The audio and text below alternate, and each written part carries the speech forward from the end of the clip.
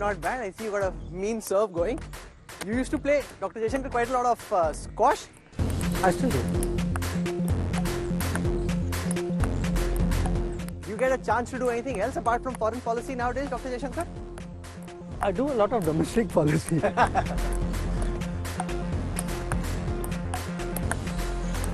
Now your competitive side is also coming out. Oh my God.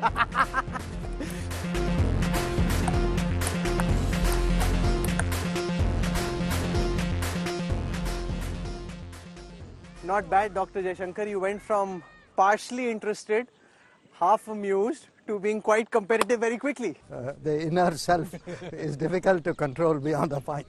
I want to talk at the end of this interview about Pakistan. You know, when I was interviewing UPA ministers in the old days, Pakistan would usually be the first question. Interestingly, it's the last right now. And that's also how you've de-hyphenated India and Pakistan. But there's a big election happening. And we're seeing the key players talk about rapprochement, about possible peace. Do you think if in the future, say, a Nawaz Sharif were to come back to power, and if Prime Minister Modi were to come back to power for a third time in India, that might be an ideal opportunity for our two countries to find some common ground and move forward? I think it's not as simple as that. You are aware that where Prime Minister Modi is concerned, from the first oath taking in 2014, he wanted good relations with Pakistan, willing to make that effort to get them to understand, not just with Pakistan, with all the neighbors. Okay? That's why we have the neighborhood first policy. It's a decade now, has been that you can say the terror industry or infrastructure, call it what you will. They have not really let up on India in a significant way. Yes, after Uri and Balakot, we've seen them more circumspect. But the fact is, really the bottom line today for us with Pakistan is really the issue of terrorism. There's no getting away from it. And one of our problems with Pakistan has been, I mean, if you look at it, it started on day one. I mean, when Akbar Khan really, as a serving general of the Pakistani army, organized and pushed raiders, and then they said, oh, we got nothing to do with this. And one of the reasons it has dogged us for so long is we ourselves have not been we have not acknowledged its centrality in the past. You cannot carry on with cross-border terrorism and say, well, I'd like good relations in all other spheres.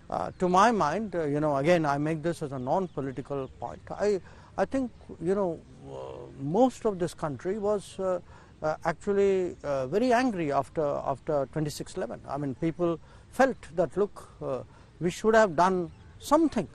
Today, you can see the resolve where Government of India is concerned. That resolve has been expressed in different ways.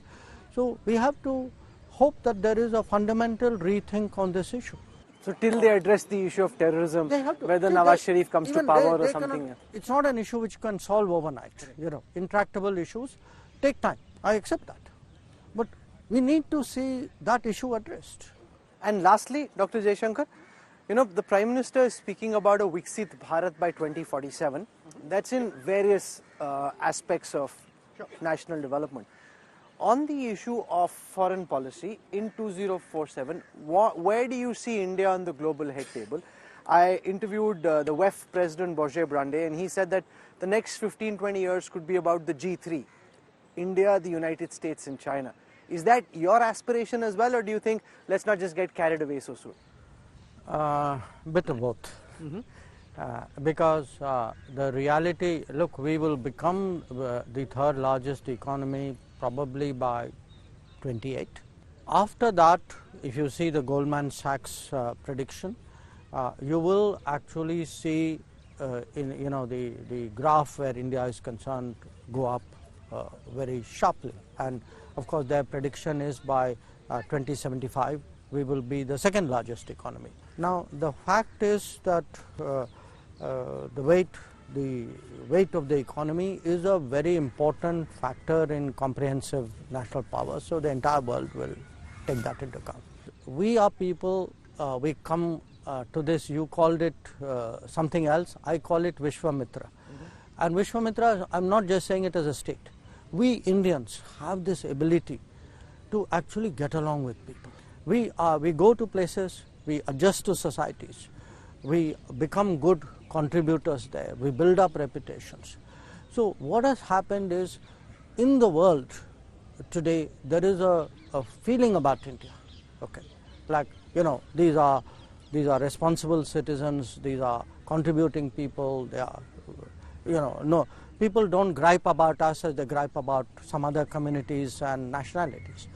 So to me, that acceptability, the skill talent, the economic weight, the fact that we will be contributing much more, you can see already today, I mean, look at our first responder operations, look at the development projects we did, see what a difference we made during vaccines.